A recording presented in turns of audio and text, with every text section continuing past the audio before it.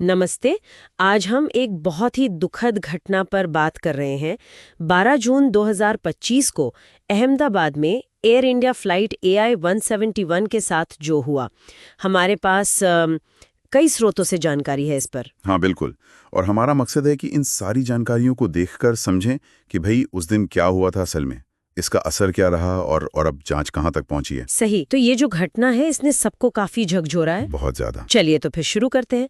ये flight AI 171 ये एक बोइंग 787-8 ड्रीमलाइनर विमान था। हाँ, वो नया वाला जो लंबी दूरी के लिए इस्तेमाल होता है। अहमदाबाद से लंदन गैटविक जा रही थी ये फ्लाइट। और इसमें लोग कितने थे? कुल 242 लोग थे, मतलब 230 तो यात्री थे और 12 क्रू मेंबर्स। अच्छा। और हादसा हुआ टेक ऑफ के फौरन बाद, है ना? हाँ, ये तो सबसे चौंकाने वाली बात है।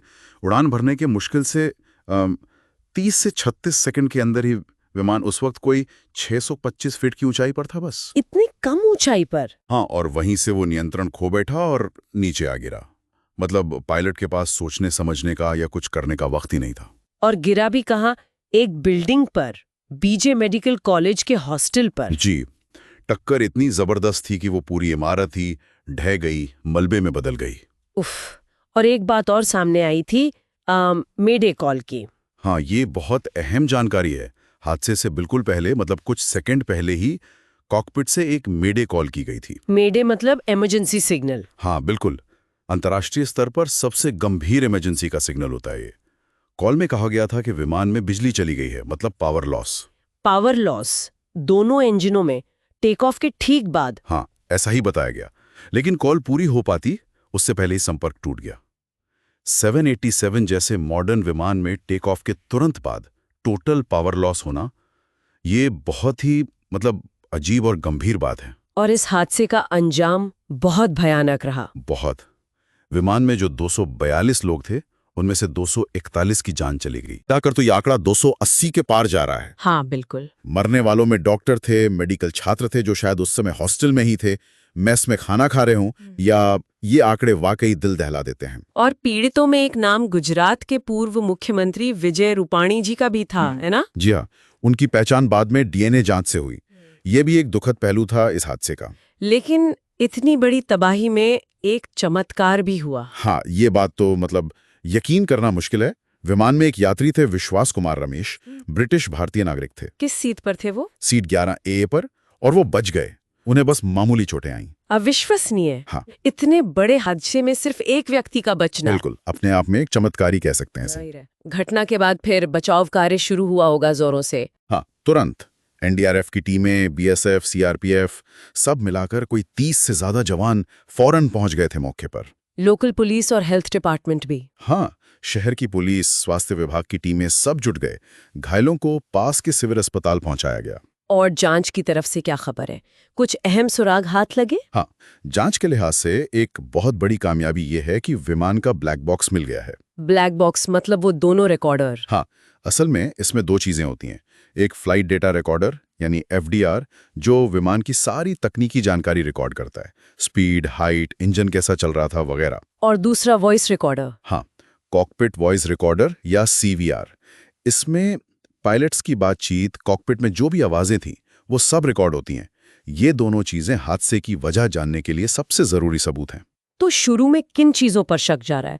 मतलब क्या कारण हो सकते हैं? देखिए, अभी कहना बहुत जल्दबाजी होगी। जांच अभी बहुत शुरुआती दौर में है, लेकिन कुछ संभावनाएं हैं जिन पर सोचा जा रहा है। जैसे कि? जैसे क्या कोई बर्ड स्ट्राइक हुआ था, मतलब टेक ऑफ के वक्त कोई पक्षी इंजन से टकराया हो, या इंजन में ही कोई मैकेनिकल फॉल्ट आ गया हो। अच्छा। या फिर विमान के कंट्रोल सिस्टम में कोई दिक्कत। हाँ, जैसे फ्लैप्स या लैंडिंग गियर की पोजीशन में कोई प्रॉब्लम हो, या हाइड्रोलिक सिस्टम फेल हो गया हो जिससे विमान को कंट्रोल करते हैं। ये सब अभी सिर्फ थ्योरीज है। समझ गई। और जांच कौन कौन कर रहा है भारत की एजेंसीज के अलावा? भारत की DGCA तो है ही, साथ में अमेरिका की FAA और NTSB भी शामिल हैं। वो क्यों? क्योंकि विमान अमेरिका की कंपनी बोइंग का था और इंजन GE यानी जनरल इलेक्ट्रिक के थे, तो ये स्वाभाविक है कि वो भी जांच में शामिल हों। तो मतलब कई एजेंसियां मिलके काम कर रही हैं? हाँ, बोइंग और GE के प्रतिनिधि भी शामिल हैं। सब मिलकर सच का पता लगाने की कोशिश कर रहे हैं। और इस बीच एयर इंडिया ने भी कहा है कि वो प्रभावित परिवारों को मुआवजा और हर संभव मदद देंगे। तो कुल मिलाकर देखें, ये एक बहुत ही विनाशकारी घटना थी। टेक ऑफ के तुरंत बाद विमान का गिरना, एक बिल्डिंग से टकराना और इतनी बड़ी संख्या में लोगों की जान जाना। हाँ, और उसमें वो एक व्यक्ति का बच जाना, वो इस पूरी कहानी को और भी ज़्यादा मार्मिक बना देता है। बिल्कुल, ये हादसा हमें हवाई सुरक्षा के बारे में, हमारी इमरजेंसी तैयारियों के बारे में और इन दुर्घटनाओं की जांच कितनी जटिल होती है, इस पर सोचने को मजबूर करता है। निश्चित रूप से ये जांचें काफ़ी वक्त लेती हैं और बहुत गहराई से की जाती हैं। ब्लैक बॉक्स और वॉइस रिकॉर्डर का मिलना तो बहुत अहम है, लेकिन अब सवाल ये उठता है कि जांचकर्ता सिर्फ तकनीकी खराबी को ही देखेंगे या कुछ और पहलू भी हो सकते हैं। ये बहुत अच्छा सवाल है। ये जो रिकॉर्डिंग्स मिली है ना, ये सिर्फ मशीन की कहानी नहीं बताती हैं। इनसे फ्लाइट A171 के उन आखिरी लम्हों के मानवीय पहलू भी सामने आ सकते हैं। मानवीय पहलू मतलब क्या पायलट्स के बीच कोई ऐसी बातचीत हुई जिससे किसी तनाव का या किसी अनदेखी चीज का पता चले? क्या कोई ऐसी घटना हुई जिसका हमें अभी अंदाजा भी नहीं है?